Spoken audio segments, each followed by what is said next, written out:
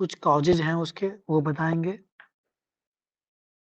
उसके बाद उसका क्या सिग्निफिकेंस है कि कंसर्न है तो किस वे में कंसर्न रख रही है सुप्रीम कोर्ट और क्या-क्या मेन कंसर्न है और क्या सजेशन होना चाहिए और उसके साथ आपका कंक्लूजन। तो ये आपका फ्रेमवर्क होना चाहिए प्रश्न का, लेकिन अब ये प्रश्न मात्र 8 नंबर का है। तो जब प्रश्न 8 नंबर का होता है तो आपको मात्र 2 पेज मिलते हैं। तो सपोज़ करिए कि आपको 1 पेज में 100 वर्ड्स या हार्डली 150 वर्ड लिख पा रहे हैं, तो बहुत मतलब वही 200 से 250 वर्ड्स में आपको कंप्लीट कर देना है आंसर। तो 2 पेज ही मिलता है और ये समझ लीजिए कि आपको इसमें हल्का-सा इंट्रोडक्शन भी देना है, थोड़ा-सा कॉज भी बताना है और उसके बाद उसका क्या इम्पोर्टेंट फीचर्स है वो और कंसर्न क्या-क्या है, साथ में कंक्लूजन। लेकिन यहाँ पे मेन फ़ोकस हम करेंगे कहाँ पे?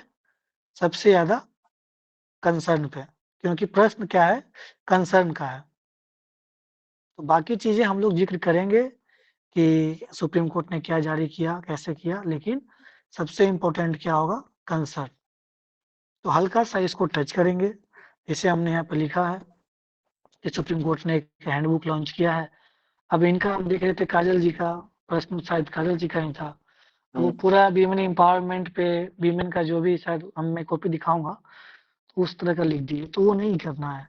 उसमें प्रश्न है कि सुप्रीम कोर्ट क्या चाह रही है? On the view of supreme court, supreme court के विचार में, सुप्रीम कोर्ट के पर्सपेक्टिव से, उसके दृष्टिकोण से क्या-क्या कंसर्न है और जेंडर स्टीरियोटाइप के लिए सुप्रीम कोर्ट ने क्या किया, उनका क्या मानना है, उस हिसाब से प्रश्न था। उस हिसाब से उनका विचार रखना था। उसी के सिलसिले में सुप्रीम कोर्ट ने एक हैंडबुक लॉन्च किया था और हैंडबुक लॉन्च होन और इसमें देखिए कि पहला नंबर हम थोड़ा-सा डिफाइन कर सकते हैं कि जेंडर स्टीरियोटाइपिंग क्या होता है।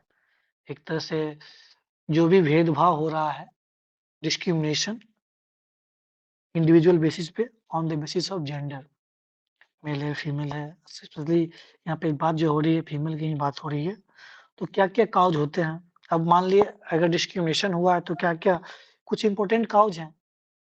अगर सुप्रीम कोर्ट ये डॉक्यूमेंट लाई है जेंडर स्टीरियोटाइप को कॉम्बैट करने के लिए, रोकने के लिए, तो उसका कुछ वजह रहा होगा, सुप्रीम कोर्ट ने कुछ सोचा होगा। तो इसमें आप देखिए कॉजेज़ मान लिए सोशल में क्या मान सकते हैं, एक पैट्रियार्कल माइंडसेट है, पितृसत्तात्मक सोच, उसके अलावा जो हम लोग का फैमिली जो स्फेयर होता है, कहीं न कहीं मतलब बेटा को आगे ज़्यादा बढ़ाना, वो प्राइवेट स्कूल में पढ़ेगा, बेटी नहीं पढ़ेगी। इस तरह का अभी भी सोच है, हमारा सोसाइटी, हमारा समाज उस स्तर से विकसित नहीं हुआ है, जितना विकसित होना चाहिए। तो उस वजह से हम लोग को जो एक्सेस क्वालिटी एजुकेशन मिलना चाहिए, महिलाओं को, लड़की को अभी भी नहीं मिलता है। जो क बहुत मतलब पहले की अपेक्षा इम्प्रूवमेंट हुआ है, खास करके बिहार में जब से 35% रिज़र्वेशन मिला है। उसके अलावा रिसेंटली 33% रिज़र्वेशन एजुकेशन में मिला है, इंजीनियरिंग में, मेडिकल फील्ड में। तो ये रिवोल्यूशनरी चेंजेज़ है, लेकिन अभी भी वो जो सोच है, वो जो माइंडसेट है, उसको बदलने में भी और समय लगेगा। वो विकसित कंप्लीटली नहीं हुआ है। खैर, पहले की अपेक्षा बहुत चेंजेज़ आया है, तो ये सोशल मतलब चेंजिंग है। अभी भी चाहता है पुरुष या जो पुरुषात्मक जो सोच है समाज का कि महिलाएँ हमसे हाई स्टेटस पे नहीं जाए, अगर जाए भी तो इकोनॉमिक अभी भी जेंडर गैप में है। जेंडर गैप क्या है? जैसे आप देखते हैं जेंडर गैप का जो रिपोर्ट आता है डब्ल्यूईएफ का उसमें भी हम लोग का खराब रहता है लगभग 127 शायद एप्रोक्सिमेट वही 146 के अराउंड शायद रैंक है। एग्ज़ैक्ट मैं याद नहीं कर पा रहा हूँ लेकिन रैंक अच्छा नहीं है। उसके अलावा जो एम्प्लॉयमेंट में भी होता है, तो मेल को ज़्यादा मिलता है, फीमेल को कम सैलरी मिलता है। तो ये सब वजह है, पॉलिटिकल में अभी भी लेस पार्टिसिपेशन है। मात्र अभी तक 78 एमपी है, उसी के सिलसिले में नारी शक्ति बंधन अधिनियम भी आया था। तो ये सब थोड़ा-सा कॉजेज़ है, अब इसमें कॉजेज़ है तो मैंने इतना लिखा है, इतना नहीं लिखने की ज़रूरत है। आप एक-एक कॉज भी दे देंगे खत्म, क्योंकि मेरे को टॉपिक सिग्निफिकेंस और कंसर्न पे आना है, क्योंकि आपके पास उतना वर्ड्स लिखने का नहीं है, ना उतना पेज है आ जाएंगे कि क्या क्या इसका सिग्निफिकेंस, आखिर क्यों लाया गया, लाने का वजह क्या रहा। लाने का वजह मेन एक तो जिससे होता है क्या ना कि what you think, what you speak, you become. जैसा आप सोचते हैं, जैसा आप बोलते हैं, उस तरह की कहीं न कहीं धारणाएँ हमारे मन में, हमारे आस-पास में जो होता है ना वाइब्स, पॉजिटिव वाइब्स, वो चीज़ आती है। तो सुप्रीम कोर्ट का ये मानना है कि नहीं, ऐसा है कि हम लोग अलग-अलग जो शब्द का जो हम लोग चयन करते हैं, जो जजमेंट देते हैं, वर्डिक्ट देते हैं, उसमें शब्दों का चयन सही होना चाहिए। जैसे हम लोग देखते हैं ना जेंडर, जेंडर और एक होता है सेक्स, इसका मतलब भी लिंग है, इसका मतलब भी, लेकिन जेंडर शो करता है नो डिस्क्रिमिनेशन। आखिर जेंडर सेक्स दोनों का मतलब लिंग ही है, लेकिन जेंडर और सेक्स में एक बेसिक डिफरेंस ये है कि जेंडर आप जब बात कर रहे हैं तो कहीं न कहीं आप there are no any discrimination, कोई अंतर की बात नहीं हो रही है। लेकिन जब सेक्स का बात होता है तो कहीं न कहीं मतलब मेल पे ज़्यादा डोमिनेंस हो जाता है। तो चीज़ें हैं, तो जेंडर का मतलब ही एक न्यूट्रल वर्ड है।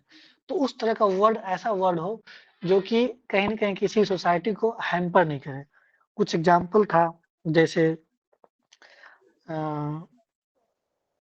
मान लीजिए प्रोस्टिट्यूट ही है, इसका हिंदी इसको बोला गया कि नहीं अब सेक्स वर्कर बोलना है। पहले उस समय से चला आ रहा था जो ब्रिटिश काल से ही, तो लॉ में बदलाव किया गया कि नहीं इसको हम लोग बोलेंगे अब सेक्स वर्कर। जो हैंडबुक जो लाया है सुप्रीम कोर्ट, उसी तरह से वास्टर्ड है, इसका हिंदी आप लोग परिचित ही हैं, दोगला बोलते हैं इसको। तो इसको हम लोग बोला है नहीं, इसको क्या बोलना है, नन मैरिटल चाइल्ड, अविवाहित बच्चा। तो इस तरह का शब्द, ताकि अ, अगर हम जब किसी को नोट कर रहे हैं, नोटिंग कर रहे हैं, तो वो हैम्पर ना हो। जिससे हम लोग मोदी जी का भी सुने होंगे कि डिसेबल्ड, दिव्यांग बनाए। पहले हम लोग विकलांग बोलते थे, लेकिन विकलांग से इमोशन करके दिव्यांग कहा गया। तो क्यों? कहीं न कहीं शब्दों से जैसा होता है उसका एक इम्पैक्ट रह जाता है दिमाग पे, समाज में। इसलिए ये इस तरह का प्रोजेक्ट लाया गया। उसी में बहुत सारा बात है कि इनकरेक्ट नोशन, जो गलत धारणाएँ हैं, अगर हम लोग सही about women's roles and behaviour, तो ये धारणा है या कि क्यों इस तरह का लाने का मकसद क्या था? क्या-क्या सिग्निफिकेंस है? इक्वल राइट्स, बराबर का हक मिले सभी इंडिविजुअल्स के लिए रिगार्डलेस ऑफ देयर जेंडर, ताकि जेंडर का कोई भी ये नहीं हो कि जेंडर के आधार पे किसी को हम लोग अधिक अधिकार दे रहे हैं, किसी को कम अधिकार दे रहे हैं। इसके अलावा encourage towards a long that reflects a more modern, कोई जो जजमेंट होता है तो उसमें आदमी देखे तो एक लगे कि नहीं, दोनों को एक बराबर बैलेंस्ड और एक मॉडर्न एज सोसाइटी, हम लोग जिस डेवलप्ड सोसाइटी में रह रहे हैं, विकसित समाज में रह रहे हैं, तो वो विकसित समाज वो चीज़ दिखना चाहिए, झलकना चाहिए। कब झलकेगा? जब उस तरह का सोच, उस तरह का विचार, उस तरह का भाषा हम लोग इस्तेमाल करेंगे।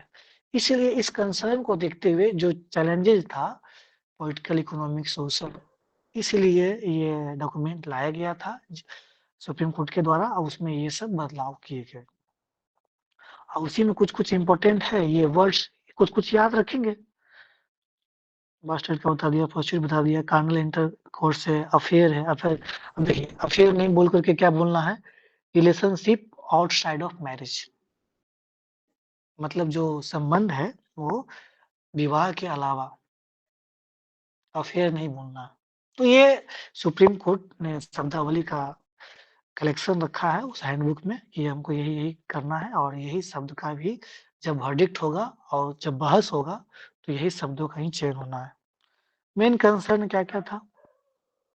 मेन कंसर्न वही था कि जो जजमेंट का जो लैंग्वेज होता है reflects not only interpretation of law but also the perception of society. जब हम लोग जजमेंट देते हैं तो लॉ को तो व्याख्या करता ही है, साथ ही साथ वो सोसाइटी का भी जो पर्सपेक्टिव है, क्या दृष्टिकोण है, वो भी शो करता है कि वहाँ कैसा चल रहा है, वहाँ का क्या स्ट्रक्चर है, प्रशासन कैसे चलता है, किस लहज़ा क्या है, संस्कृति क्या है, तो ये सब भी तो एक वे है। इसलिए सुप्रीम कोर्ट ने सब विचार किया। दूसरा है कि कहीं न कहीं अगर हमारा लैंग्वेज खराब है, तो उससे कॉन्स्टिट्यूशनल जो इथोस मतलब होता है जो हमारा वैल्यूज है, कॉन्स्टिट्यूशनल जो संवैधानिक वैल्यू है कि सभी को बराबर हक है। हम लोग एबॉलिशन ऑफ टाइटल्स क्यों किए आर्टिकल 17 में? कि भाई सब बराबर है, ऑल आर इक्वल्स। तो कॉन्स्टिट्यूशनल इथॉस के खिलाफ था, इसलिए भी तो ये कीवर्ड्स है, इसको ध्यान रखेंगे। संवैधानिक नैतिक मूल्य, उस तरह का हिंदी में भी, इंग्लिश में भी। Words are the vehicle through which the values of laws are communicated. यही बात कर रहा है कि शब्द ऐसा चीज होता है जिससे हम लोग का जो लॉ का, जो कानून का जो वैल्यू है वो कम्युनिकेट होता है। तो अगर शब्द सही होगा तो उसके प्रति कोई भी भेदभाव नहीं होगा। हर कोई का अपना हक है, चाहे वो मार्जिनलाइज्ड सेक्शन के पीपल हो या महिलाएं हो या पुरुष हैं। Promotes equality, egalitarian society. Egalitarian मतलब होता है समानतावाद। Will change the perception of society. तो यही सब है, 3 4 5 कंसर्न है, इसको लिख देना है। ज़्यादा प्रश्न छोटा है, प्रश्न कम नंबर का है तो उतना ही लिखेंगे, ज़्यादा लिखने का जरूरत नहीं है, ना समय है। हाँ, आप अलग से नोट्स बनाइए, उसमें कुछ आपको और लगता है वैल्यू एडिशन तो कर सकते हैं। लेकिन जैसे यहाँ पे हम कोट्स भी डाले हैं, BRI मिनिस्टर का कोट्स है।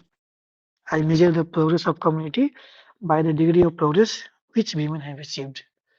मैं किसी भी समुदाय का विकास उस समुदाय के महिलाओं के विकास से मानता हूँ। तो ये अम्बेडकर जी का कहना है। कॉफी एंड नान, empower a women, empower a community. अगर आप एक वीमेन को एम्पावर करते हैं तो एक कम्युनिटी एम्पावर होती है। कॉफी अन्नान एक जनरल सेक्रेटरी रहे हैं यूनाइटेड नेशन के, पूर्व में, भूतपूर्व में। The mind is everything, sorry, what you think you become, Lord Buddha.